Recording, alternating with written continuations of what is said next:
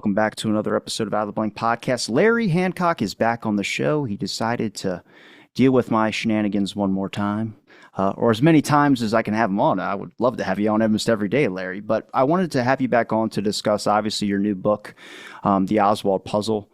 I wanted to talk more about who Lee Harvey Oswald was and kind of decipher fact from fiction. Do you mind introducing yourself to some of the new audience members out there listening, and then a little bit about what your book is about? Sure. As Robbie said, Larry Hancock. I have been researching and looking into the JFK assassination for over 3 decades now. Generally speaking, my my baseline is historical research. That's what I do, and I look at the 1960s, the 1970s, Cold War era. I've written about both the Kennedy assassination, I think, in like 4 different books.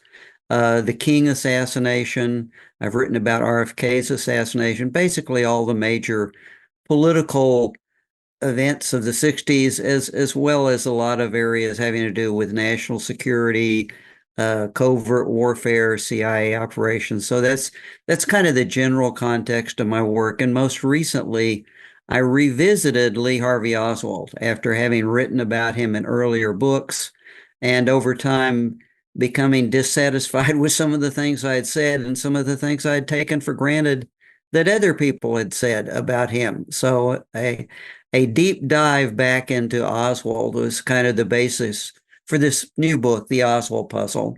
How can there be so many theories or scenarios on Lee Harvey Oswald? It seems like you don't know if he went to Mexico City or not. You don't know if he was defecting because he was part of some intelligence program, or if he just was some person doing a bunch of things under a cover. He's become a very complicated person in history, much more than any 24-year-old, I think, should be involved in. I mean, the most thing you should be thinking about is steak and maybe women, if that's what you prefer. But it seems like Lee Harvey Oswald was worried about trying to get into multiple embassies, defect, and all these types of things. So I want to know, what are some of the common theories that you've come across, that you've seen, that are just kind of out there? And then what seems to you, from where you're standing at now, to be the more basis of what Oswald or who Oswald was? If you had just written a biography of Lee Harvey Oswald based on what he said, what he wrote, what he said in interviews, what he said in uh, even statements to the FBI, what his friends said about him, you would come up with a picture of Lee Harvey Oswald. Okay, up to November 22nd, this would be Lee Harvey Oswald, and it was very plain what he thought, what he felt, what his views were. However, as soon as you insert him into the assassination, you immediately spread him across all the different views of the assassination. And as we both know, there are a dozen different views as to who was behind the conspiracy. You know, uh, you immediately entangled him with all of those. So you inserted by just doing that, you immediately came up with a dozen different views of him, because you put him into all those different scenarios, and the people that espouse those different scenarios would then have their own view of him. Basically they overlay him on their conspiracy or overlay their conspiracy on him. So I think that's why we end up with so many different views. I mean, the official view, the Warren Commission view, is exactly that. The Warren Commission took him and overlaid him into the conspiracy. The Dallas police put him into the conspiracy. So it's not strange that we would have different views of him, because he has to be made to fit. The Warren Commission is probably the most dramatic example of that, because the Warren Commission admitted in its own report they could find no motive for Lee Harvey Oswald. People that they interviewed, things that he'd said, he's a Kennedy supporter. He supports Kennedy policies on racial integration, on economic justice, on actually international politics. He's told people he thinks Kennedy may be the only person who can establish a detente with Khrushchev and avoid a war. So basically the Warren Commission has a real problem with that if you want to make him a violent, lone nut, radical, politicized shooter. So they had to overlay a different view of Oswald onto his history and make him violent and make him antisocial and put him in a situation where he could have done that. So I guess, Robbie, they're just the Warren Commission itself is a perfect example of why we would see many views forced on Oswald. Can I ask you where you got your information or what you're using as sources for the political talk that you just mentioned about what Lee Harvey Oswald appreciated about Kennedy?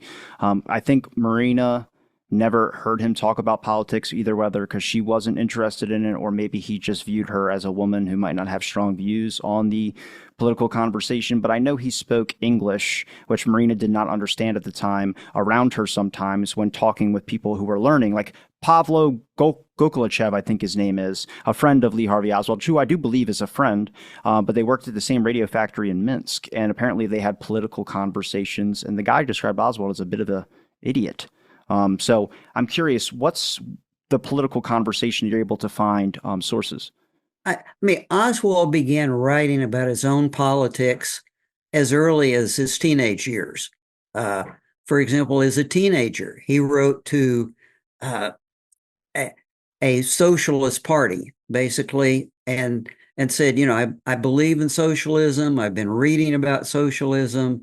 I want to get involved with this. I'd like to join your group. Do you have a young person's group? Is there a group here in Texas that I can join? And by the way, if there's not, could I start one? So early on, even in his teenage years, he's talking about what you would consider, you know, his socialist views, his views about economics. And he goes on. He's always very open about what he believes. Now, he did do a lot of reading, and in all honesty, he read a lot of books about politics. He read a lot of books about Marxism, about socialism.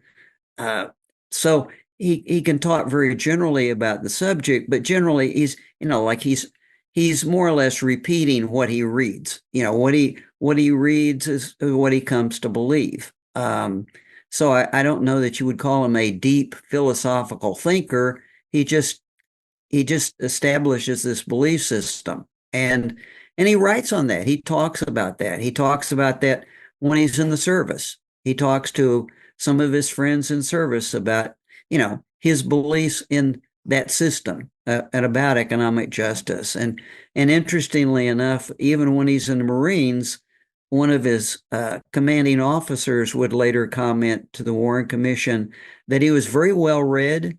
He was very literate in international affairs and actually could discuss geopolitics and international affairs at the same level of the officer who had graduated from Georgetown in international studies, which is a pretty strong description to give to this Marine private. And his buddies thought it was kind of interesting because not only could Oswald talk really well about those subjects, he wasn't scared to talk to officers and take his own view. So I guess the point is there are a lot of sources on what he believed based on what he said, what people heard him say, what people heard him say on radio and TV, what people heard him say when he was in Moscow. As far as Marina is concerned, you mentioned Marina.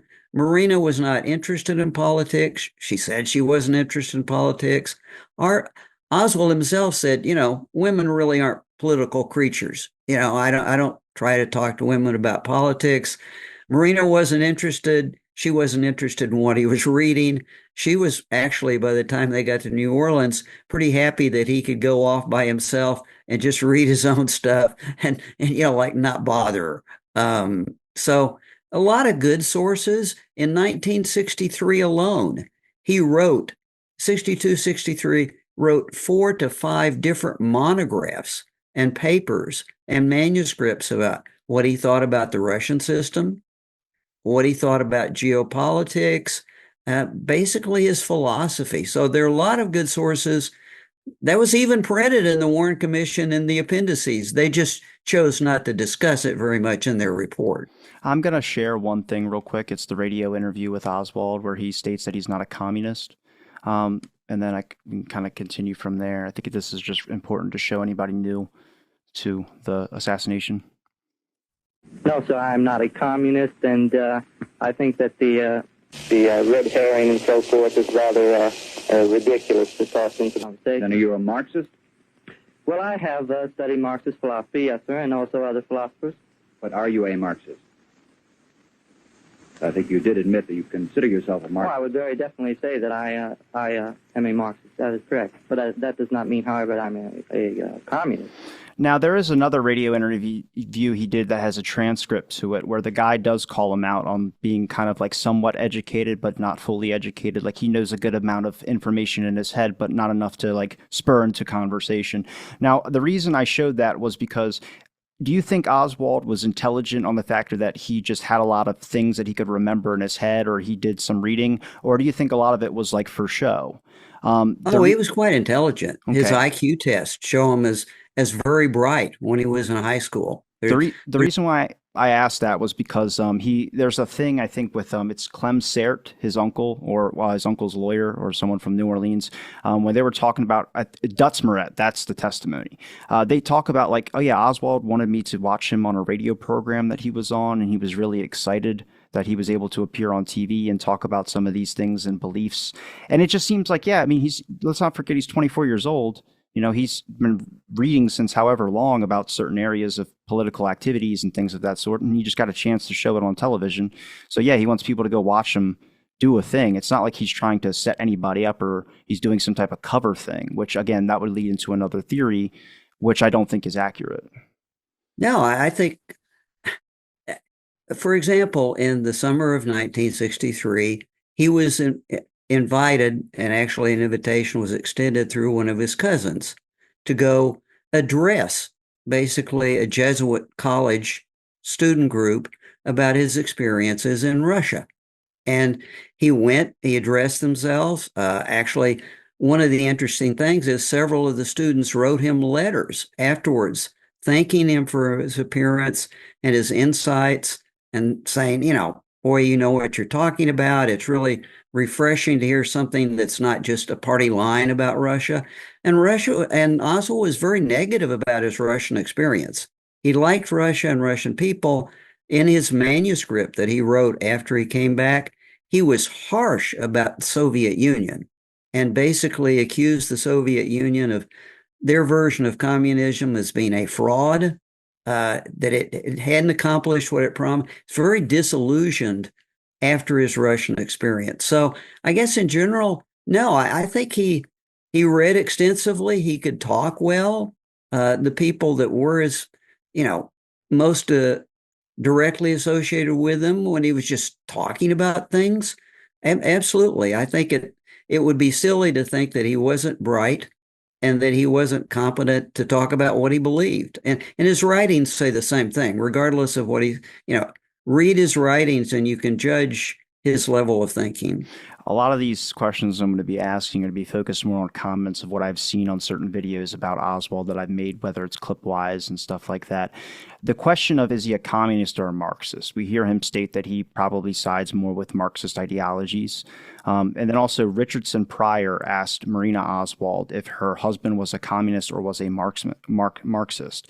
Marina kept saying, I don't know, but after like the fifth time of them asking her, she finally states that no, he was not a communist. And then also she couldn't really state any other if it was Marxism or not. But then Richardson Pryor asked her again, I think it was the next day after they gave her a break and told her she can go home and we'll finish up some more questions tomorrow. He asked her, I asked you about Oswald being a communist. You said no. Did he have communist ideologies is the question. And Marina agreed to that. So based on your readings of Oswald's work, what would you state would be more accurate when it came to Oswald's belief? The communist system is based on Marxist social ideologies. So, of course, he would have had Marxist ideologies. When he came back and started writing about Russia, he wrote very negatively about the Communist Party. So, no, he complained about being required to sit in party meetings in the factory. Oswald is probably the only person to ever stage an actual strike in a Russian factory, protesting how much time was being given to those types of activities, calling it a waste of time. And when he came back, he actually indicted the Soviets for not applying Marxism the way it was supposed to be applied. And he said that they were responsible for converting Marxism into a tool of the Soviet Republic, and that they were trying to use it as a nationalistic tool rather than what it had been intended for. So, it's easy. Obviously, the Warren Commission wanted him to be a certain thing to fit their image. So the fact that they used Marina's testimony and forced it whenever they could. Oswald essentially was a Marxist. He was not a communist or a Soviet communist, although you would have to say he was very supportive of Marxist revolutions. He was very supportive of the Cuban Revolution and revolutions throughout, essentially anti-capitalist revolutions in Latin America.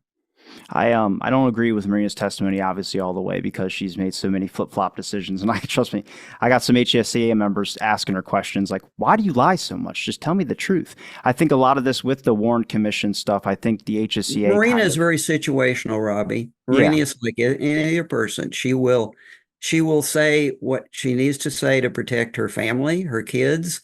She will not indict Oswald when she has chances to really do it. It's all very situational. One of the keys to trusting what Marina says is when she goes in front of the Warren Commission, she has the fellow representing her and translating interpreter, her. Tell them that she now understands, regardless of what the FBI had said earlier, she now understands that she is not going to be charged with any crimes. So she feels comfortable with telling the truth. So you also have to compartmentalize everything that the FBI was trying to get her to say from what, it's like, quite frankly, she could have been indicted for withholding information. There were destroying evidence too. Yeah, destroying it. So she was concerned about legal issues, especially, remember, she doesn't know how the U.S. system works. She absolutely knows how the Soviet system works. Now, the NPR commentary on the HSCA trials, they mentioned that Marina's been pulling this like poor me card this whole time, and it seems like she's a lot smarter than we're giving her credit for. And I think that's when one person asked her, because he was being honest about it, and he was just looking at it like she is a woman. She's kind of playing that whole poor me card and getting sympathy from a lot of the HSCA members that would pull back on their questions. I only saw one. It was Christopher Dodd of the HSCA, who was like, why'd you do this? Why'd you lie? And just like hitting her with questions like, damn, dude, you're not even giving her a minute to breathe. But a couple things I'm going to end up playing here, but I wanted to mention this about the Marina thing. She lied to the FBI, or she said whatever, then she said something to the Secret Service that was different, and then she lied. But then she told Priscilla Johnson a bunch of things, and she stated throughout the HSCA testimony that whatever she told Priscilla was 100% accurate, and it's the truth. Now, I have some clips I will share because Stokes had pulled certain pages and paragraphs from that book that are very incriminating. Condition, Robbie, before you do that. What she told Priscilla Johnson might not be what Priscilla Johnson wrote. That's what I want to get down to. There's a big separation there. Because she's like, Stokes is like, did you tell Priscilla this? And then she's like, if it's in the book, then I must have said it. I'm like, you would know. Like, these are questions that we're going to get into a little bit, but I wanted to play this because it covers a couple things that we had literally just talked about. JFK and Kennedy, also the whole communist thing. These are my own clips. So feel free to say they suck, Larry. It's fine. I won't be offended. Here's this one. Our commitment to Marxism and communism as he understood the terms and developed his own interpretation of them. This was expressed by his antagonism toward the United States, by his defection to the Soviet Union. What were Lee Oswald's political views? To tell you the truth, I do not know. Because I do not ever, other than then at least, I wasn't interested in politics. I did not discuss that as a fact. I maybe overheard conversation between him and somebody else, an article in the newspaper, what they think about certain events at this time. Did he discuss politics with you? Not much, but every time something around, like somebody maybe will be unfair, make an unfair statement toward the United States, he will defend the United States. Well, that doesn't necessarily match the communist crazy lone nut guy if he's defending the United States is a little bit. But also it could be home field advantage. We can talk trash on our siblings, but if someone else talks trash on our siblings, we'll be quick to defend. And then there's this one here about Oswald liking Kennedy. You've indicated that Lee Harvey Oswald always spoke of liking President Kennedy. Is that correct? That's true, sir.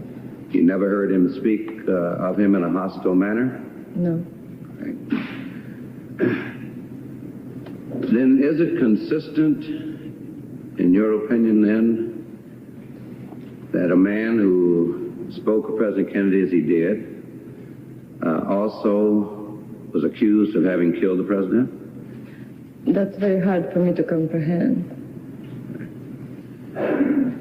Now, have you on occasions indicated that you thought perhaps he was not shooting at President Kennedy but was trying to hit someone else? It was my loud speculations, which don't have any foundations for it, because it was very hard for me to even think about how a person who could like someone can do such a thing to it. The reason I mentioned Mr. Conley, I mentioned his name only because Lee was correspondent at one time in his life with Governor Conley. Now, I don't know if you want to go with the whole Lee was in the window with taking the shot, but this was just interesting to me to hear this in the HSCA interviews. Mostly, I think what you mentioned about what did Priscilla add something or did Marina say something? Marina had revealed some information like that one right there that was very insightful into Oswald a little bit that might derive from the official narrative version. But the lying and the words that were getting put in there, I don't, like you mentioned the Priscilla thing. Do you think that was intentional, or do you think it was because they knew a book would sell that way? Again, we know a lot about Priscilla now that we didn't know then. We know that Priscilla wanted to leverage her role as a reporter. She wanted to be, we know that she was interested in working for the CIA. We know that I would consider Priscilla kind of the cultivated journalist. Basically, she made herself available. She supported the official story. How much she was acting on her own versus getting a good book, basically, I think I would tend to go along with she's going to write a book that got attention. She managed to get an introduction, and she's not going to write a book that is going to differ largely from the official story. The content's going to be filtered. Maybe filtering is the best word I could use for that. I would not look at her as an open-minded, objective, reporter writing a book. I would look at her as someone who's going to write a book that's going to do well. The reason I bring that up was I think a lot of times researchers or people that kind of separate from the Warren Commission volumes and stuff like of that sort, it's kind of where the divide is between lone nut and conspiracy theorist. But it boils down to the Warren Commission. But the Warren Commission was not the only one that painted Oswald in a certain light. Priscilla Johnson is also a name, much like many other authors. You can even blame Mark Lane for some things, as much work as he did do and good stuff he did do, and Garrison, whatever you want to say. Each side has gone individually to give you their own depiction. And sadly, since these were historical at first and are still historical now, they have left for a lot of people picking up pieces and reading certain books to go down certain avenues in ways where it turns into Blakey saying that the HSCA, there was a 95% probability that, a shot came from the knoll or something like that, but also talked about that it was probably more mob related activity. He's organized crime. That's his whole thing is RICO. He's going to look under every organized crime rock. So I wanted to mention that because I want to get your views on Priscilla. I mean, do you think that's accurate to say that a lot of this came from more than just the Warren Commission, but independent theories and ideas and writings? And that's what I was trying to say in the beginning. I think as soon as you do anything with Oswald other than what Oswald himself is saying, which is situational over time, because clearly he's not the same person even over that 5 or 6 year period at all times, depending upon if he's going to Russia and rejecting the United States, is he going to say things against the United States? Sure, he's going to say what I don't like about it. When he comes back and he's writing his monograph, about geopolitics, he's much more positive about the U.S. as compared to Russia. So it's all situational. But I think that's my general answer, Robbie, is the Priscilla's writing a book. She has access to Marina. She's not going to write a book that is going to be contrarian.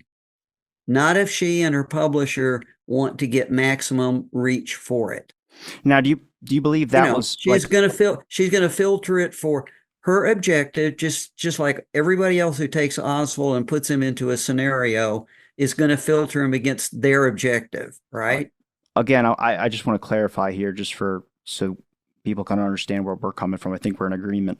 This was a motivated attempt on Priscilla's part, not some type of, we need to talk to Priscilla and we need to make sure that she can put out some disinformation, stuff like that. Like same thing with William Manchester. How many people are attributed quotes that are probably not accurate because of the fact that he's writing a book for the Kennedy family? So I just wanted to make sure that was clear for the, yeah. That's a very good point. And that's why I tried to characterize Priscilla. A lot of probably your listeners have heard of Operation Mockingbird, right? And, the point is that there are reporters and media people that need stories, and sometimes they were working closely and they were given stories. Sometimes they were just given introductions. But what they tend to write is in that context, because if they write anything radically different, then, it's not going to do them any good. It's not going to do their career. Doesn't mean everything they write is wrong. It's just the situation they're writing in. So yeah, she's writing to her purpose. Let's put it that way. Now, the clip I had just previously played mentioned John Connolly and the relationship with Oswald. Do you know much about that relationship? Do you know how far it extended? Oswald was very upset about having his, which he should have been, having his service record changed while he was in Russia. I mean, quite legally, there was no reason to do that. He had not, when he went to Russia, we need to remember he went there quite legally. His passport's approved for travel. There's nothing that says he shouldn't do that or can't do that, which is why the State Department had to ultimately give in and let him back, because he had not renounced his citizenship. He was very upset that just by executing what he felt were his own American rights, that he would have his service disqualified. And so he complained. He wrote to the Marines, he wrote to the Navy Department, he wrote to Secretary of the Navy as Connolly, right? So he's continually throughout his time in Russia, after his record had been changed, all the way through his return to the U.S., he was protesting. So I would say Connolly is just another part of his. Oswald was an inveterate letter writer. He wrote constantly to lots of people. People wrote to him. When you go through his own personal files, you find copies of all his correspondence. He was a communicator. He was not asocial. He's antisocial. And if he got upset about something, that especially made him write. Whether he's upset about the FBI or the Navy or whatever, yeah, you're going to find him in communication. Could this have possibly been something also to do with the fact of his return to the U.S.? Maybe we can talk about the loan department or the State Department paying for his loan back. I don't know what your belief is or what your thoughts is. And like I said, there's many different things that just weren't pursued to uncover how this happened. But Lee said he borrowed it from the State Department. He told Marina that. I think we have receipts on it. We'll get into paying it back and that stuff a little bit down the way. But I wanted to get your thoughts on that, because that was a question by Stokes to Marina. Was he contacting Connolly because of the way to come back, or was it about his military? He asked these two things, and Marina didn't really know for sure, but she thought it was the way back. I would say in that case, the letters themselves are process letters, basically saying, I'm a veteran. I'm in Russia legally.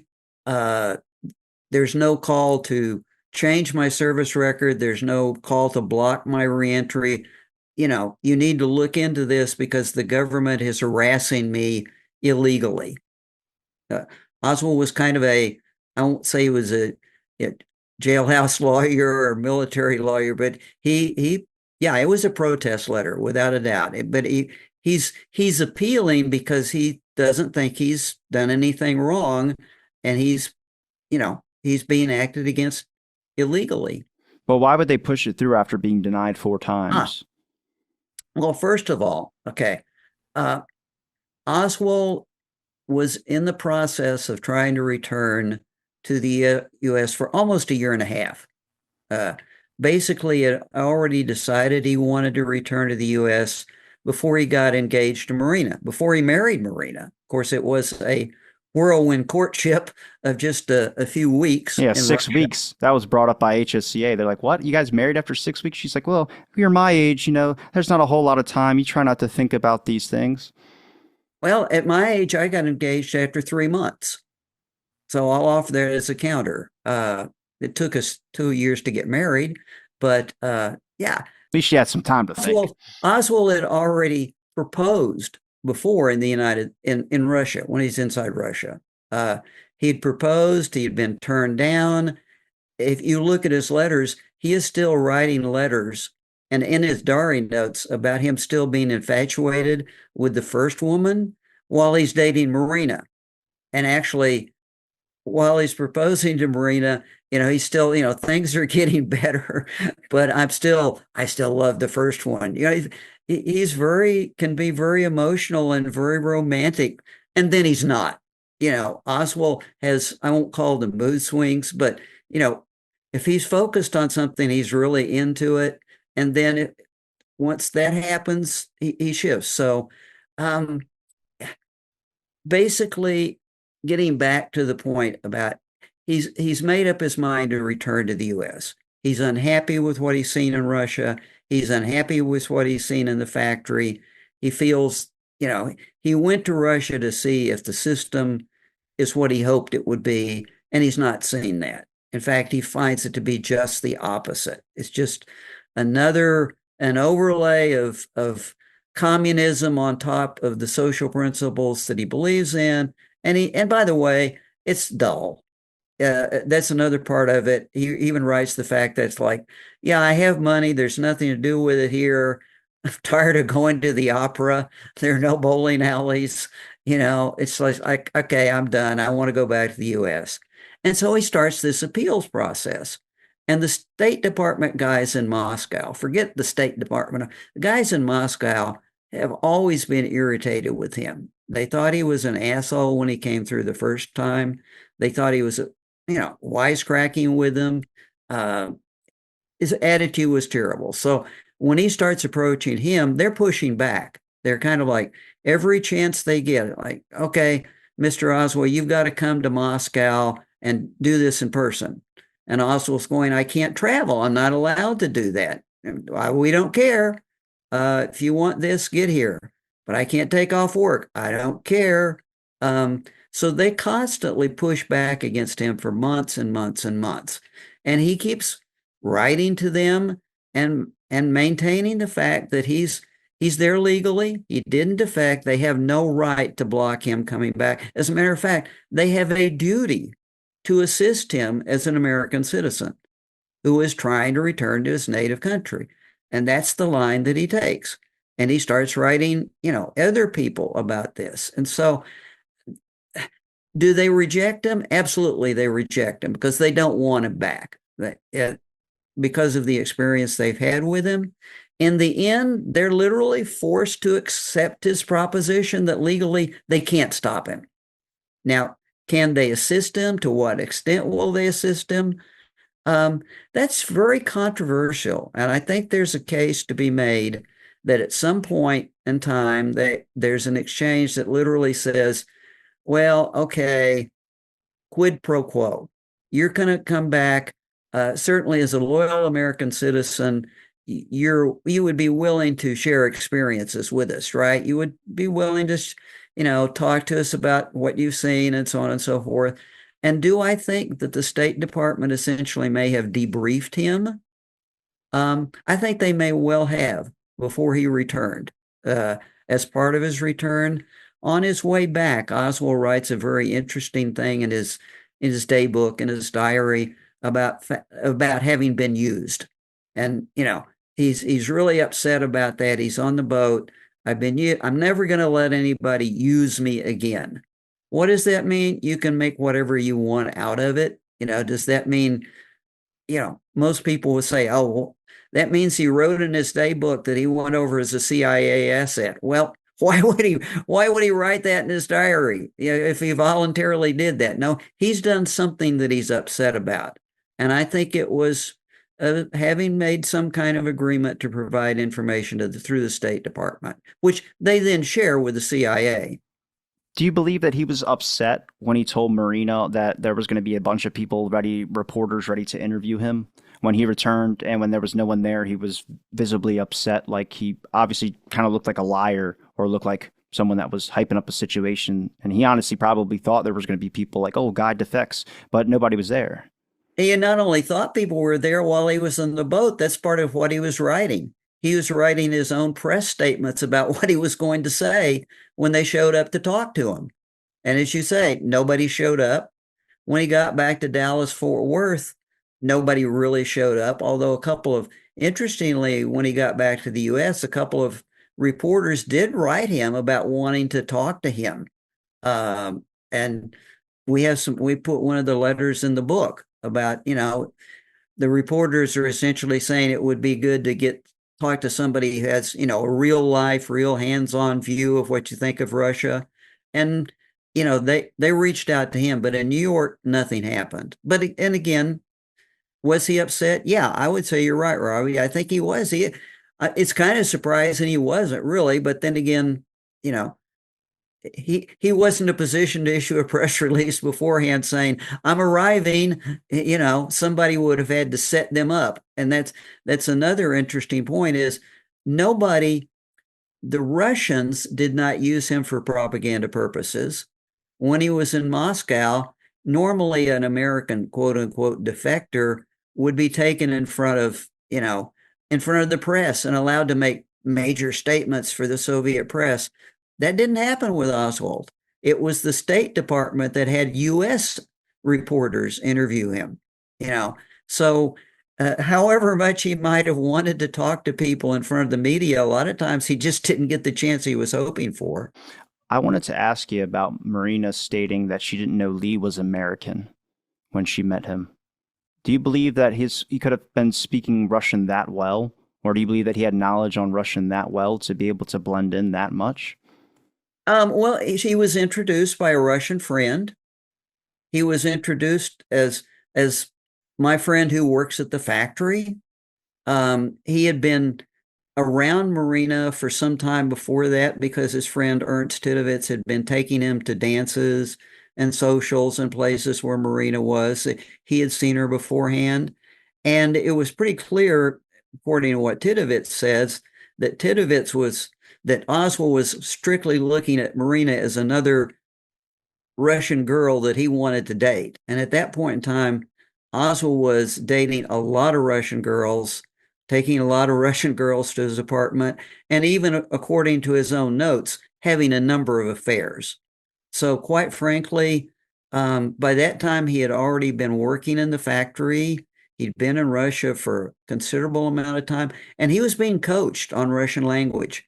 His friend Ernst was coaching him on Russian, spoken Russian. You believe Russian. Titovitz that he was a Oh, absolutely believe Titovitz. Well, there's like 5 people that came out saying they knew Lee Harvey Oswald, or a friend of Lee Harvey Oswald. I think one of them is popular in the mainstream because he agrees with a lot of the official narrative type stuff. But even found a 1992 documentary with Paulo Golikachev, and there's photos of him and Lee together. He definitely knew Lee.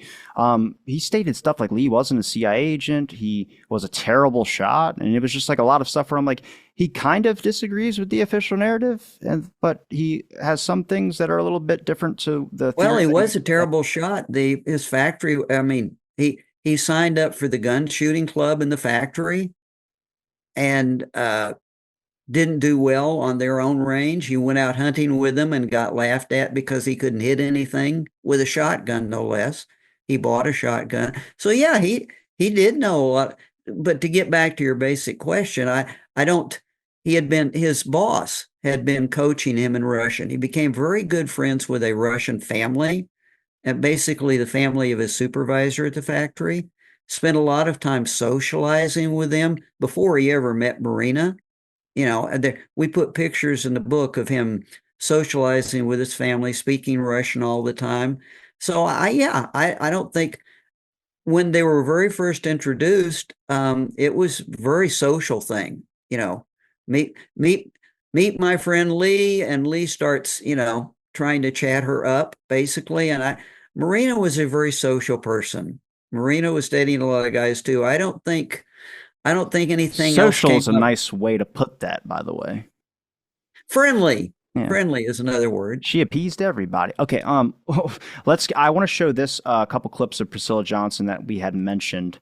These are what the HSCA asked about Stokes asking Marina specific statements from books. I'm just going to play 3 clips, then I'm going to move on to what our next subject is really going to be about. And it's going to be talking about the FBI hounding Oswald on his return.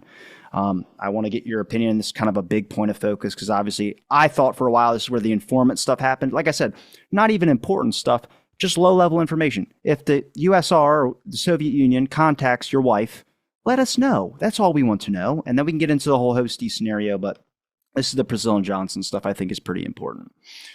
Let me know when you see it. You know Priscilla Johnson McMillan, don't you? Yes, sir. That's the lady who wrote the book, Marina and Lee. Yes. Let me read this passage to you from the book. Marina was now certain that Lee was guilty. She saw his guilt in his eyes. Moreover, she knew that had he been innocent, he would have been screaming to high heaven for his rights, claiming he had been mistreated and demanding to see officials at the very highest levels, just as he had always done before. For her, the fact that he was so compliant that he told her he was being treated all right was a sign that he was guilty. One statement, please. I'd like some legal representation. These police officers have not allowed me to have any. I don't know what this is all about. I'm just a patsy. He said Priscilla quoted Marina by saying that Marina knew Lee was guilty because he would have been professing his innocence. He would have been asking for legal representation and all this. And he was so compliant that she knew that he must have been guilty. And I had to add that clip in there where Oswald's like, I'm innocent. I'm a patsy. Hold on a second. Like, it just makes sense. You're kind of looking at these in different sources and different things and information coming out at different times. Now we have a more clear picture, or we can have a more clear picture. And again, it can go the bad way too. If you want to turn it into conspiratorial stuff, you could take people out of context. I wanted to play this one and then one more, and then we'll get back to the discussion. Did you tell her that he talked about Marxism to you and about communism to you and about injustice all over the world to you? Yes, probably. So then what you say? When we in Priscilla worked, we have to go and think about what conversations we have, not to make them up, but to relive them again. That's a correct statement that you made. So that we understand you. He did express himself to you on these kinds of subjects, did he not? Well, it's not maybe directly to me, or maybe he discussed with somebody else and I overhear the conversation. And when you overheard the conversations, these were conversations you understood what he was saying? Yes. And did he have strong views? Well, I cannot recall right now the contents of conversation. Sounds like someone was talking in Marina's ear. Like, did you remember him saying this, or did you happen to see something like this? I mean, Stokes asked, most of the HSCA members asked some fantastic freaking questions. Again, I don't think we give them enough respect in the research community when it comes to the work that they did do. But she didn't understand English. If Lee talked about politics and it was in English, then how was she going to be able to understand it? That's what Stokes was hinting at. He was talking politics with de Mohrenschildt. What she heard is his conversations with de Mohrenschildt, because they spent so much time together. And de Mohrenschildt and Oswald talked about injustice. She was overhearing conversations in Russia, which is Oswald was talking with de Mohrenschildt in Russia. So I would suspect those are the conversations. And de Mohrenschildt said himself, that's he and Oswald talked politics. His wife talked with Marina about family, and about the kids. But I suspect those are the conversations she's talking about. Now, I wanted to play this because this was the ring that was placed in a coffee cup at Ruth Payne's house. I'm sure you must have heard of this, Larry, but something is really important that's said in here, and it was that when the police came, that they found all this evidence, and then magically there becomes something that was in a coffee cup that hadn't been seen before. I just want you to listen to it very carefully. Told Miss Johnson, did you not, about the police coming and taking away many possessions? And one of the possessions that they left was a small demitasse cup. And when you looked and discovered the fact that they had not taken the cup, you also found in there Lee's wedding ring. So are you asking me, did I find Lee's ring? Yes, did you find his ring in Yes, the cup? sir. And then, did you tell Miss Johnson this? Quote, "Oh no," she thought, and her heart sank again. Lee never took his ring off, not even on his grimiest manual jobs. She had seen him wearing it the night before. Marina suddenly realized what it meant. Lee had not just gone out and shot the president spontaneously. He had intended to do it when he left for work that day. Now, that I will say with one thing, if you listen to the fact that police came, got a bunch of evidence out, but they left the coffee cup with the ring inside of it. Like I said, we're finding fact and fiction in here, but that's a big issue where I start wondering if that's a Dallas police thing. Did they plant Lee's ring in that while they were searching the house? You're telling me you're going to search bookcases, find a letter that's in a cookbook or some Russian book or something like that, or find some type of manual? All these things that they were able to just detectively go and get, and they pulled a lot of evidence that probably wasn't theirs either. It could have been Michael Payne's as well too. But that small thing of like a coffee cup, you didn't bother to check? Well, I guess the immediate fact is, I think they took it off his finger. Clearly, the Dallas police did a horrendous job of collecting evidence. There's just no doubt about that. They didn't ask about what they were taking. They were just, as you said, they scooped up things that were the Paynes. They scooped up things that were, they didn't document what they were taking from where. So that's a problem for us. And I guess one of the things is, if I were passing through a bedroom, I don't know what else that they actually, off the top of my head, I can't think of what they took from the bedroom. Did they actually search it like they searched the garage? Did they, is the coffee cup evidence? Did they not look in the coffee? That one's hard for me to speculate. I guess I have no... Given their record with the rest of the stuff, thinking that they missed Oswald's ring, I'm okay with the fact that Oswald's ring was in the coffee cup. I don't know. For me, that's a little suspicious because I guess for a lot of people that are reading things or not going to read the Warren Commission stuff, they were going to buy Priscilla's book, or they were going to buy something that happened to do with Marina, like a tell-all something. And sadly, in the eyes of what the Warren Commission kind of manipulated it as, was that the wife has stated that her husband did this. And how could she know better than anyone? And she was asked, what do you think about your husband? Did he do it? She never gave an answer on it to the HSCA. I don't believe Priscilla's wording at all. That's Priscilla. That's not Marina. You heard what Marina said. Did I find his ring? Yeah, I found his ring. That's all Marina said. All right. All that other stuff is Priscilla's overlay that we just talked about. Yeah, no, I'm with you on that one. I do not think Marina said that nor thought that at the time. But you do believe that for a lot of this, the Warren Commission was able to kind of go forward with a lot of acceptance because of the fact that the public was viewing it as like Marina had been the witness and she would know her husband better than anybody. Yeah. Oh, I absolutely. I think she was very important as a witness, because they needed to back away from some of this other stuff.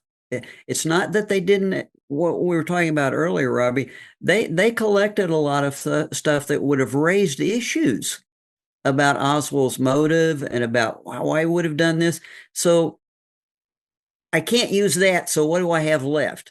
I've got to have somebody that I can at least I've got to have another source that would be intuitively as acceptable as credible, and then I've got to basically manipulate that source whenever possible and cherry pick. I'm going to use the word cherry picking. They wanted her to say certain things, and in the interviews, certainly they drove her in directions. It wasn't open-ended questioning. It's not the, we both know that they're closed questioning and open questioning. One is exploratory. They were not exploring things with Marina. They were lining Marina up with the story they wanted to tell. Again, this has ramifications too, because how many people have I spoken to or have you spoken to? And maybe you were kind of aware of it at the time, but Walter Cronkite, Voice of America, man that everybody trusted. And I have so many people go, I can't believe he lied. And it's just only finding out later. I'm going to play this. And like I said, we're going to get into the Oswald FBI thing because this is a big kind of subject here, especially when it came to the HSCA. But this was the commission's lie. Like I said, the commission used Marina Oswald as like a very star witness in identifying the rifle and things of this sort. And here's a... First, Oswald was a liar. During the few hours between his arrest and his death, he was repeatedly interrogated. The commission report reveals that he lied on important matters of substance. Mr. Chairman, let the record reflect that Mrs. Porter was unable to identify Lee Harvey Oswald's rifle, which was marked CE 139 before the Warren Commission. She was unable to identify it in 1964 when she testified before the Warren Commission, and consequently, we will not show it to her today, since such a showing would serve no useful purpose. Thank you. If you Google the Warren Commission and like what evidence they had on Oswald, the main thing is Oswald's rifle, that Marina Oswald was able to identify Lee Harvey Oswald's rifle as being his. So that's like the main thing for everybody. Well, he had the rifle. And then we get into the blanket scenario. Again, the funniest thing I can't even get over is I think it's, oh yeah, I'll play this one real quick. Why is it that you were unable to identify the rifle that allegedly belonged to Lee Oswald? You have testified that you saw it on numerous occasions, moved it around while cleaning the house, and have taken photos of Lee with the rifle in his hand. Will you please pardon my ignorance, but all the rifles look alike to me. Well, unless it's the very small size and the large size. I'm not expert in the rifles or guns. Did it look the same? Well, unless they painted black and white, I would not really know the difference. Brown, lighter color or darker color, something, but... You didn't see anything about that rifle that stuck in your mind, rather, that you might have recalled the rifle with having some identification that you would have known? No, I don't. Now, when they went into the garage and they touched the blanket, and then Marina states something like, that's how I knew it was Lee, or something with Lee, this kind of a little bit counters that a little bit. And I think I have one more, this one right here. I hope this is Herbert Sawyer. He is my favorite on the HSCA because his accent makes everything he says sound so freaking hilarious.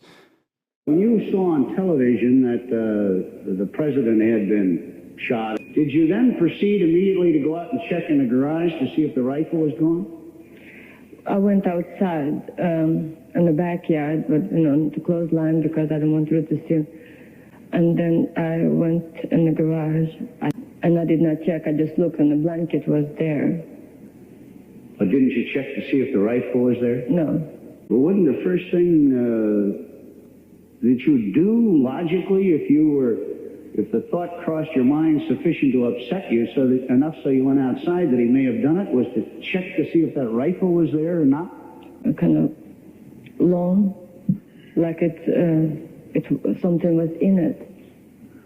But you did check to see if the blanket was there, and then you I did not check inside. I did not check inside. You didn't check inside the blanket. No. I love it how he's like, you thought to check if the blanket was there, but you didn't bother. Well, and again, see how much of this is reverse engineering. They want her to say something.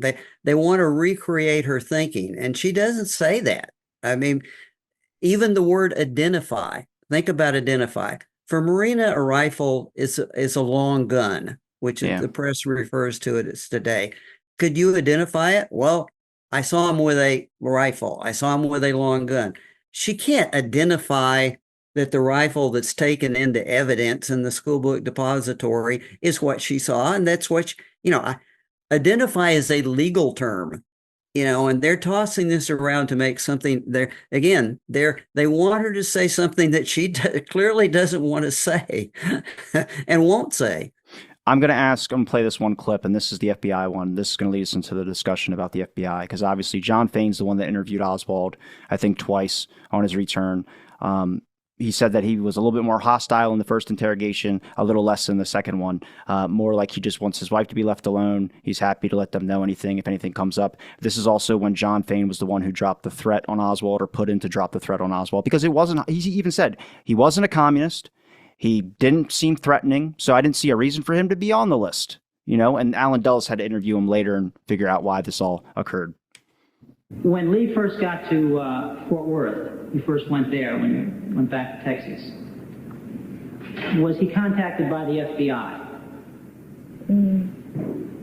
That's what he told me, that the gentleman who wanted to talk to him, who came along, was FBI agent. That's what he told me.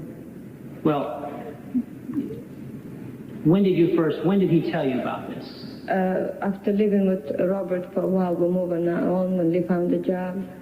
And one afternoon, some gentleman came knock on the door. Lee went outside and talked with this man, and when he came back, he told me that was the FBI were bugging him, asking questions about, Salatine and things like that. What was Lee's reaction? How did he appear to you when he came back in? Well, he was very, quite angry about it. He told me that it would be very difficult for him to find a job or keep a job if they keep bugging him. Now, this again became also in the bad sense, if you want to think Oswald's innocent, because Ford Sr. asked Marina, was he getting mad at the FBI because they were messing with his ability to get a job, because they were snooping around places that he was looking for in employment? And could this have been a reactionary thing of shooting Kennedy because of this action with the FBI? Now, again, I don't think that's accurate. But I think that obviously he was getting upset because there were agents that were going to his work and stuff of that sort that were monitoring him. That would be very difficult as a person trying to get a job. Also, we have Hosty, who has been scratched out from the HSCA record a good bit. I have some bits and pieces, but again, the tape cuts, so you don't know where it concluded at, and it picks up like 20 minutes later talking about something completely different. But Hosty was stalking Oswald's wife a little bit, and he was monitoring the home and checking up on Marina and talking to her and things that were very upsetting to anybody, especially if you're already mad at the FBI stalking you. Now they're stalking your wife. So this became a point where we find in Oswald's address book the license plate number or something of Agent Hosty, who again was then fired by J. Edgar Hoover because of his actions and his kind of bungling of the Oswald scenario. So I wanted to get your opinions, obviously, on the FBI contacting. Do you think the whole John Fain thing was a low-level informant thing? Do you think that there was obviously some scenarios going on that were upsetting to Oswald, that the FBI would not stop pestering him and doing these types of things, looking for intelligence, whether it's on the Soviet Union, not necessarily on Oswald himself? Yeah, and again, this is one of these things where the timeline is very important and it gets very situational.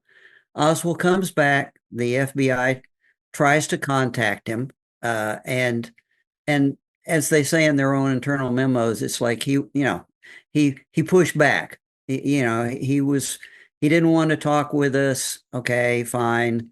We asked him if he'd come into the office and talk with us. He didn't want to do that. Then they have another interview, and the second interview, if you look at their notes, he's not necessarily accommodating. They say his attitude is better. And actually, he does, during these interviews, they're questioning him about a lot of things about his time in Russia and so on and so forth. And he actually says things to them about his time in Russia that are not totally accurate. Oswald does lie on occasion, and he does parse the truth at times. So, but they don't even know that. They don't realize, because they don't have the records from his time in Russia to look at. They just write down what he says to them. And the fact that he, on his second interview, actually agreed to serve as a source for them and said, if a communist, if anybody with negative intentions about the U.S., if any of these people try to contact me, I'll report it to you. and I'll tell you about it. And I agree to do that. And they note that in his review. So he's not happy at all about it, but he's willing to make an accommodation. And that's the way it's kind of left. The next time we see Oswald in the FBI is in New Orleans, where Oswald volunteers to inform to the FBI. When he's in jail, he has to speak to an FBI agent. He does an extended FBI interview where essentially most people tend to ignore this. He offers information to the FBI about what appears to be a subversive organization meeting clandestinely and using aliases in New Orleans. And we go into this a great deal in the book because one of the things this suggests is Oswald tends to control that situation, feed them information that he knows is a lie, and they accept it. And then they begin investigating it. So at one time he's hostile towards them, another time he can be accommodating, another time clearly for his own purposes, he's actually giving them information which diverts them from him onto Mr. Heidel and this clandestine FPCC group that's meeting in people's homes. Then he leaves New Orleans because, interestingly enough, once he diverts them to Heidel and this group, they don't stay focused on him. They don't visit him again. They don't visit him at his apartment. They don't put him under surveillance. In fact, they may be considering him as a potential source, given all the information he's just given them. Later on, when we segue to Dallas in the fall, and they start visiting Marina at the Paynes, that's really upsetting to him because he sees that as harassment. And they have been checking out they did a pretext call to the school book depository, checking out if he worked there. He's back in harassment mode. So his relationship with the FBI changes in terms of what he wants to accomplish and what they're doing. And he does get very upset when he thinks they're harassing his family, maybe his family more than or interfering with his job prospects, which they obviously were. That plus the change in his military service record were real impediments to him getting jobs, because that left him with really the last employment that he would want to report would be with the Marines. Reporting the fact that you've been working in a Russian factory when you're trying to get a job in Dallas is probably not going to get you the job. In fact, history really changed. He almost had a really good job when he got back to Dallas that fall. He had interviewed for a job in another photographic processing plant, and they were going to hire him. But they just happened to do a check back to a former employer, and he had listed Jagger Stovall. And when the guy managed to get a supervisor who was doing the job interviews, and the supervisor said, well, he was okay, except occasionally he would speak Russian at work, and that would make the other employees nervous. And bingo, it's all over. He does not get the job. So to answer your question, it's again, a situational. Things change over time. In the book, we actually explore the possibility that in New Orleans, the FBI and the bureaus were actually evaluating Oswald as a potential subversive informant.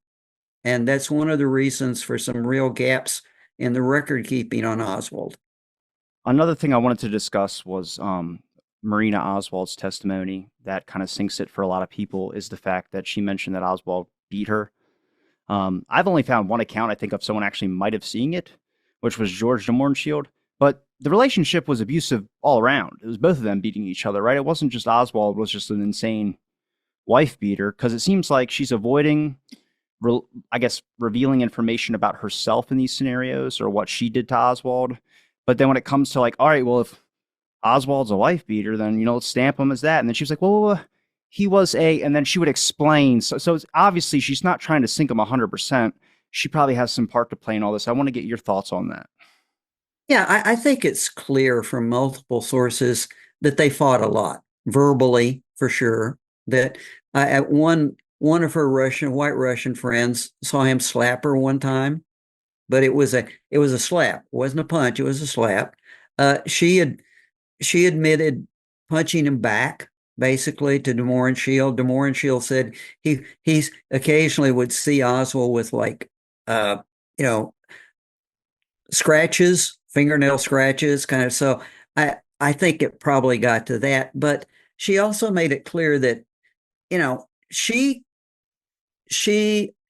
and he had this relationship where they would fight and they would break up, and Oswald would actually leave her to go to work. He'd leave her with other people, with friends. Ruth Payne was just one of a series of people that she stayed with. That they would be separated for weeks at a time, with her living with other friends in the Fort Worth area, while he was out looking for work or whatever, in an apartment. So they weren't together only one or two times continuously, for a couple of months. So it wasn't like they were all. And when they got together, at first things could be good. She relates the fact that in Fort Worth, Oswald left her to go back to work, and her friends were trying to get her to divorce him, to separate him. They even offered to take her in, help her get work, and everybody liked Marina. And they actually tried to separate her from Lee.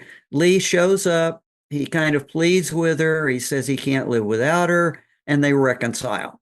So there's kind of love-hate relationship going on. At least 4 or 5 times this happens.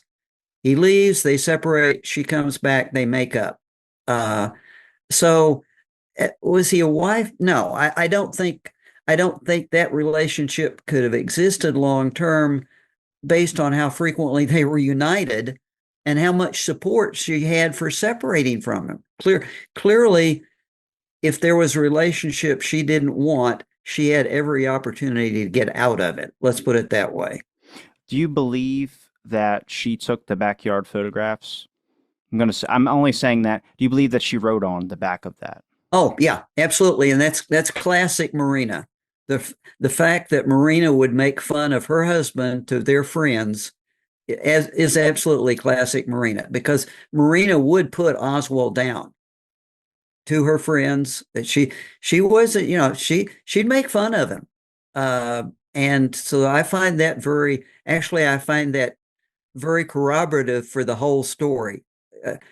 DeMoore and Shield had been talking, and DeMoore and Shield himself had admitted he's been having these conversations with Oswald about politics, about, like we talked about earlier, injustice. Oswald is really upset with the ultra-right, the racist in Dallas, and what he's reading about the protest against integration. He's very upset about that. These are the conversations Marina is hearing. And DeMoore and Shield says specifically Oswald is talking about these people being fascist. And DeMoore and Shield is saying, well, Lee, it's all great to talk, but, are you just going to be a talker? And so the fact that Marina would write on the back of a photograph, Hunter a fascist, makes perfect sense to me. And she would slip it into something that Lee wouldn't see. Why did she not remember doing that then? It's always been a thing for me. She didn't. The HSCA interviewed her. I got clips on it here. And Floyd Fithian honestly brings up a really honest point about it when depicting the language. I'm just going to play one of them, and then you can give me your response to it. But it makes a lot of sense. Again, she also said that instead of Hunter a fascist on the back, it says Hunter for fascists. And then she later corrects herself later. And they're like, can you tell me what it says, what you wrote? She's like, I can't really. It looks like it could be this or it could be this. So that's an up in the air question. But this guy talking on the HSCA brings up some really good points I don't think were really addressed. Mrs. Porter, I want to return to the inscription on the back of the photograph briefly. Before I do that, let me ask you, how much education have you had? How many years of schooling? I finished school and I attended pharmacy school afterward for 4 years. I've only had a little bit of study of the Russian language, but even a very cursory, very brief glance at the back of that photograph would indicate that not even a grade school student of Russian writing would have written that. Now, I could go through several reasons why I cannot believe you would ever have written it unless you were intentionally trying to mislead someone. Just a couple of very quick things. The differences between the Russian T or T in the Ohotnik as compared to the Fascistini are clearly either written by someone who doesn't know Russian, or the two words are written by different people. Could that be a possibility that there might have been some type of...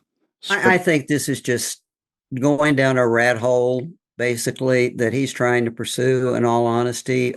But then why couldn't she remember it? They're one of the reasons I can't treat it. We spend probably 20 pages in the book talking about this whole series of events with what de Mohrenschildt said, how it was handled. And the point was, people did say different things at different times. And de Mohrenschildt was covering up things about that and about what he had been left and how that note was found and so on and so forth. And all I can do is refer you back to the book, Robbie, because David and I spent a huge amount of time on this very issue before taking the position that we take. And it's not just this one interview that we're talking about. And it was something scrawled on the back of the thing, stuffed in a record album that she knew Lee was not going to say, because if Lee had seen it, they would have had another fight. Bottom line is, that's the kind of relationship they had. Did she scrawl it quickly, but while Lee was looking somewhere else? But I think that's just... The point is that we can find problems with almost everything if we look hard enough. So I'm just kind of minimalist about these things. I'm the same. She had already had an experience with Oswald. Tidovitz talked about the fact that she wrote him a letter after they had come back to the U.S. and Marina said, I had a much better boyfriend in Russia, and I should have married him instead of Lee. And unfortunately, Lee found the letter before she sent it, and they had another really bad fight. So I get it. You got to pick and choose. Things are not always simple and things that are personally, that happen in personal life. When we try to map them into the JFK conspiracy, can become something else. Yeah, I think it's Gary Aguilar that says there's so much data on the JFK assassination that if you try to remember it all, you're bound to forget a few things. I just bring that up because the backyard photographs, what I think is the more important question. I know everyone goes to it, which is about, were those photographs manipulated, and was that someone's else's face? That's not even my question. My question is, you had two photos that were given to the Warren Commission. The HSCA found another one later and pulled that up. But the thing that doesn't make sense is if he's a skilled marksman, like everyone or the Warren Commission says that he is, and I don't believe he is, when you're given a gun, you would stick it in your dominant hand and keep it in your dominant hand, but it swaps. It goes to his other hand, which would just feel uncomfortable. And if you know how to handle a gun, gun safety, or it just wouldn't make sense to me. But then they mentioned something Robert Edgar does. He says, did you take more than the two photos? You said no, but then we find a third. Did you take more than 3 photos, Marina? And Marina says, I don't recall. He goes, well, you burned one and you flushed it down a toilet. You did something with Margaret. Did that picture depict Oswald holding a rifle over his head like this in some type of kid style? That would be the most important piece of evidence right there if she destroyed that one and that one photo existed, because then you'd look at it and say, this is just a guy joking around or clowning around, not being serious at all, just trying to show off or make him seem like he's cooler than he is. That would completely annihilate this whole aspect of like a deadly lone assassin type scenario. Well, I think one of the things that helps, again, I won't say, I can't be conclusive. We'll never know for sure. I mean, but my take is largely driven by one of the things that was brought up to us, and David Boylan researched, the magazines that he's holding up in that picture may be more important than the rifle and the pistol, because one of those magazines contains a letter to the editor, which is a letter from Lee in Dallas to the editor talking about injustice and social principles. Our conclusion is Lee took those pictures because he's excited about the fact that he finally got something in print. He's finally making a scene for himself. We have interviews from editors with with that Social Workers Party and CPUSA magazines themselves, which we know he subscribed to because they were collected in evidence. They say that actually the Social Workers Party itself, Lee was writing to them routinely, not just letters to the editor, offering his services and photography services, reproduction services. And they say they actually received a copy of that backyard photo as an illustration of, I'm all into this. I want to be a volunteer. I want to be part of this. And as soon as it was in the files, and as soon as the assassination happened, they went back and it's like, no, we're never going to talk about this guy. We don't know anything about him. Destroy that photo now. So there may be some important context to the photo and why Oswald really took the pictures and what he was doing with them. Well, we know he was concerned about the neighbors being around, so they did it when the neighbors, I think, were out of town. Again, then there's manipulative nonsense, which was that he was practicing with the rifle on the back porch, shooting at leaves or reloading the thing over and over again. I don't know. Maybe he's just trying to show off when he goes to a shooting range. That could be a thing, too, to make it look like he was impressive. Again, it's an area that is very confusing. Like I said, I just wanted to get... And it's very personal. And that's one of our problems is that, you can take anything he does almost and make it look like either pro-conspiracy or anti-conspiracy. But somewhere in there's a middle, there's just Lee Harvey Oswald and his personality and his character, which is what drove David and I. Can we really get a sense of what his personality was? And yeah, you're right. He was a drama queen at times. Absolutely. He wanted attention. He liked taking pictures. He liked taking pictures of himself in photos. There are tons of those around. There's not anything at all unusual seeing Oswald pose in photos. I always, one of the jokes is one of the pictures we put in the book, and it took quite a bit of work to acquire a lot of these pictures, is if Life magazine had pictured on the cover Lee Harvey Oswald on a beach with a girl in a bikini on the cover of Life magazine, rather than that backyard photo, we might not have the image of him we have today. He was far more social and regular and routine. We just saw part of it. We just saw what the investigation, Johnson, the Warren Commission, we just saw what the official story wanted us to see at the time. We didn't see the real Oswald. I'm going to hit you with a little bit of speed round because I know we're kind of limited on time here. But I wanted to know, do you think Lee Harvey Oswald knew either Jack Ruby or Officer Tippit? I don't know that he knew Jack Ruby personally. He may have been introduced to Tippit before. I'm very much of the view that there's this Tippit encounter, there's something wrong with it. None of it makes any sense. The waitress who saw Oswald and Tippit in a restaurant together early one morning the week before the assassination, I pretty much believe she was telling the truth. Did they speak to each other? Was Tippit told to recognize Oswald? Oswald made a fuss over his order, over his breakfast order. Was that something to connect the two? I don't argue that Tippit and Oswald had some kind of a connection and that something was supposed to happen with Tippit and Oswald. And by the time, I don't have any argument, honestly, that Oswald may have shot Tippit by that point in time because things were not happening the way they were supposed to happen that afternoon at all.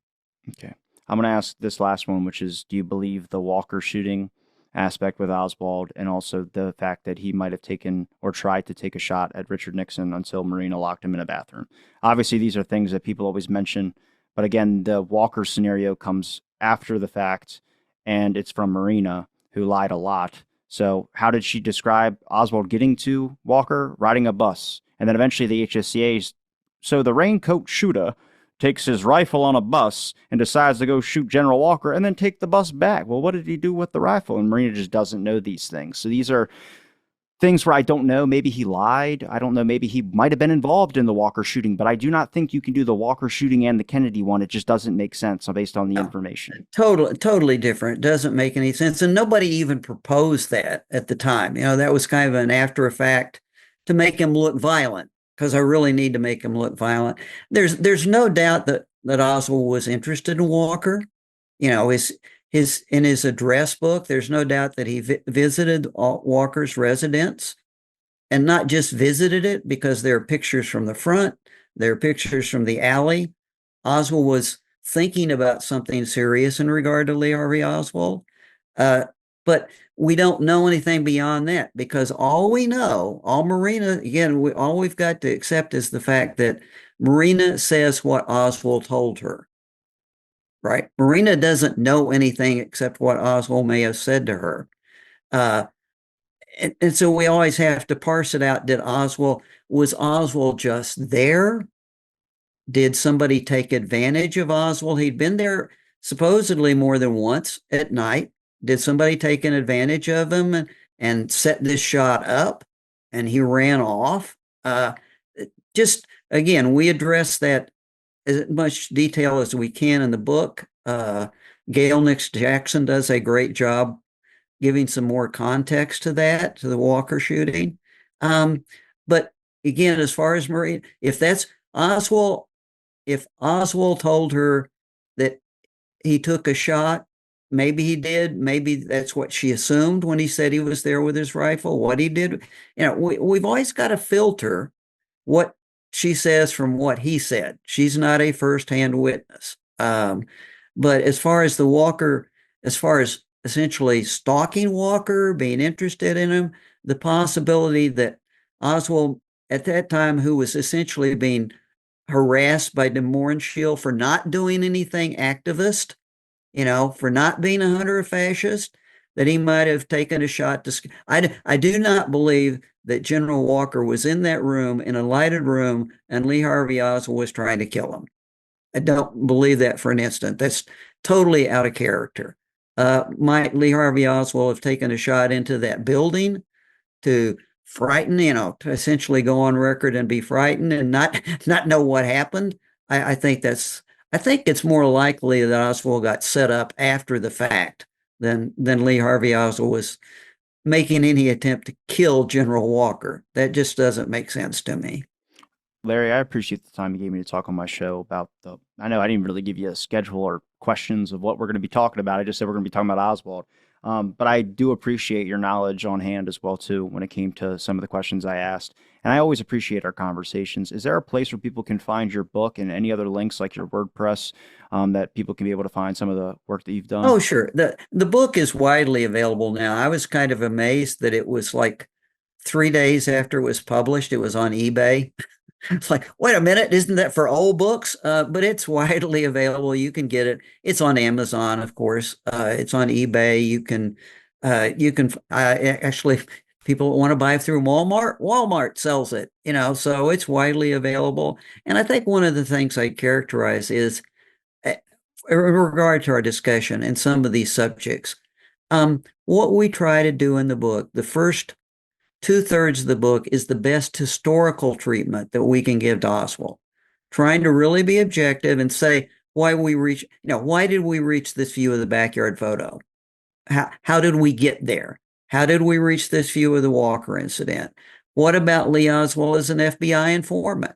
What about Lee Oswald as a CIA asset? We take positions on all of those in the book and say why we take the positions. Are those positions right? Well, obviously we think they were, or we wouldn't have said that. But you can look at the logic and the context in the book.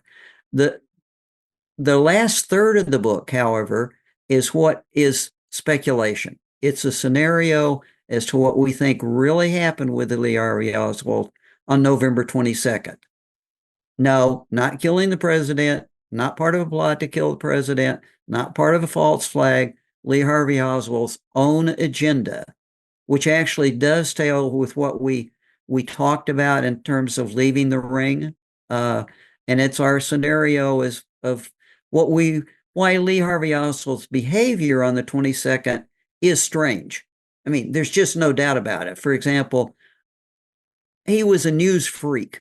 There's no doubt that he would have not been following the news about the president's assassination or the attack in the plaza, even if he's innocent, if he's been set up as a patsy, which we maintain that he was totally a patsy. Something else is going on with Oswald. And we present this scenario as our best take on what was going on with Oswald, irrespective of his conspiracy and why Oswald, many of Oswald's remarks after his arrest make no sense. A, if he's guilty, if he did it intentionally, if he did it with his own agenda, because he never did anything with his own agenda that he wasn't willing to talk about, even if it was incriminating, even if it was, it didn't make him look good. If he did it, he talked about it. What we present is the fact that we feel up to the time of his death, he had no idea how much trouble he was in and how badly he had been set up. And that explains some of what you asked before, Robbie, in terms of what he was telling Marina. He was telling Marina, he was telling his brother that they really shouldn't worry because obviously he had done this and no case could be made against him. He was just a patsy because he had been in Russia and the police always pick up, that's it. Pick up the guy that's most suspect, but then none of them should worry. And that really explains a lot about how badly he was set up. Again, Larry, thank you so much. I'm going to have your links all in the description below for people to be able to click. Thank you, everybody, for listening to this episode of Out of the Blanket. Stay tuned for next episode.